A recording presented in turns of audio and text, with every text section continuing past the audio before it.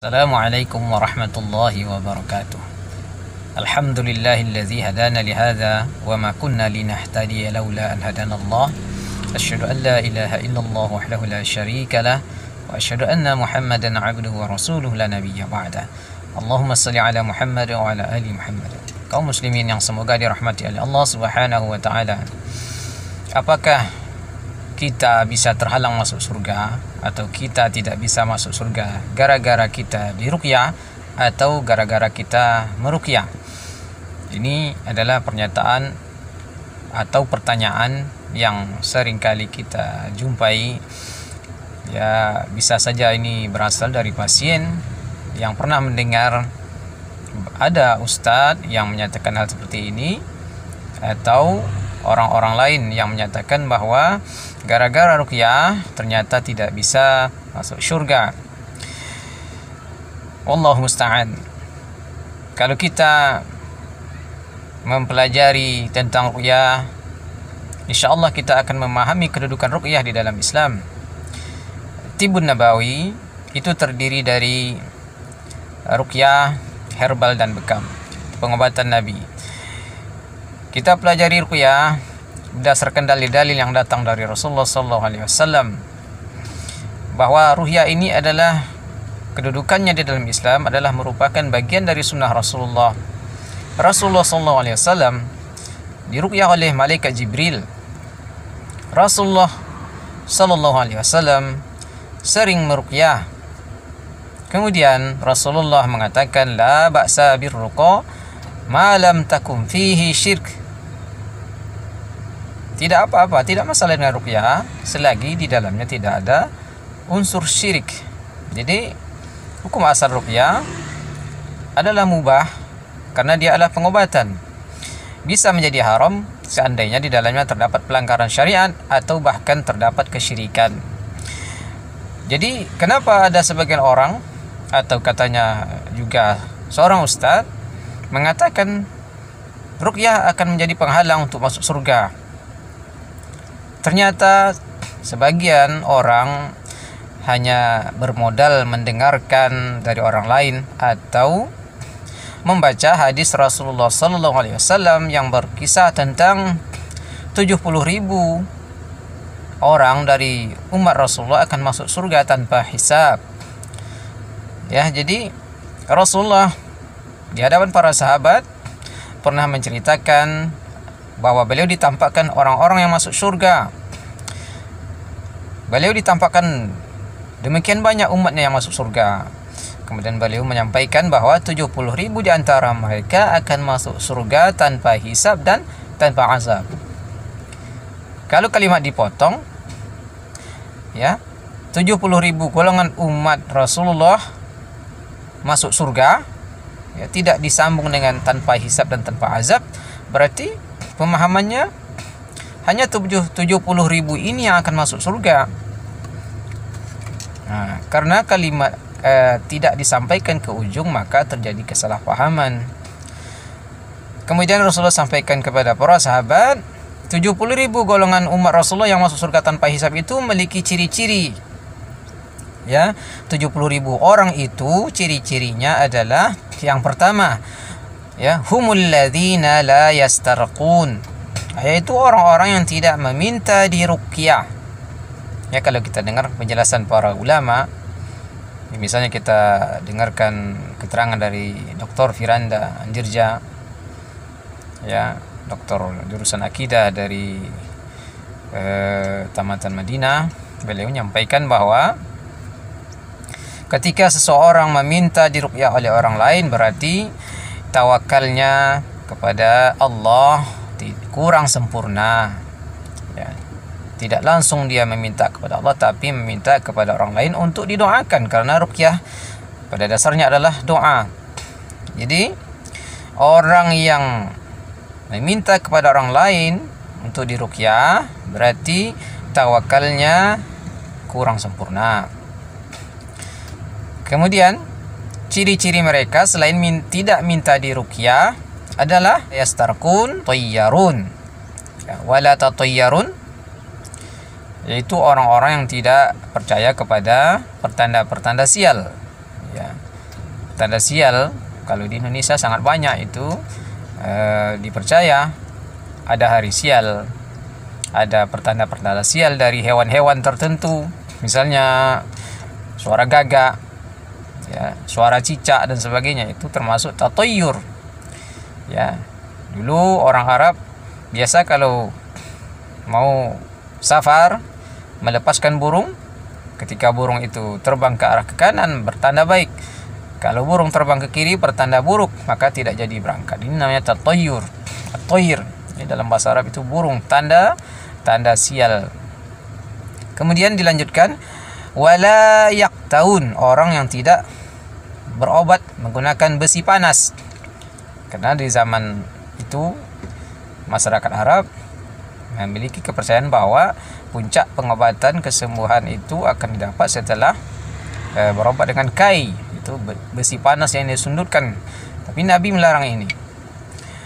Kemudian yang keempat, ciri-ciri mereka adalah wa ala rabbihim yatawakkalun, hanya kepada Rabb mereka bertawakal. Jadi kalau kita kumpulkan ciri-ciri mereka ada 4. Orang yang tidak minta diruqyah, orang yang tidak percaya pertanda sial, orang yang tidak berobat dengan kai, ya, besi panas, dan hanya kepada Rabb mereka bertawakal. Jadi kesimpulan dari ciri-ciri adalah mereka orang yang memiliki tauhid yang sempurna. Ya. Ketika ada seorang wanita datang kepada Rasulullah karena penyakitnya sejenis ayan atau epilepsi, wanita ini minta didoakan kepada Rasulullah supaya sembuh, maka Rasulullah memberikan pilihan. Seandainya engkau bersabar, maka bagimu surga. Jadi wanita ini diberikan 2 pilihan. Kalau didoakan Rasulullah tentu saja sehat, karena doa dari Rasulullah dikabulkan oleh Allah. Tetapi wanita ini ketika diberikan pilihan, dengan tawakalnya yang sempurna kepada Allah dan tauhidnya yang sempurna, wanita ini memilih sabar. Artinya dia tetap dalam keadaan sakit, ya, tidak minta didoakan untuk sembuh. Permintaannya hanyalah supaya ketika dia sedang sakit atau kesurupan atau sejenis kesurupan, ketika penyakitnya kambuh, auratnya tidak terbuka, dia tidak minta sembuh. Inilah tauhid atau tawakal yang sempurna hanya kepada Allah.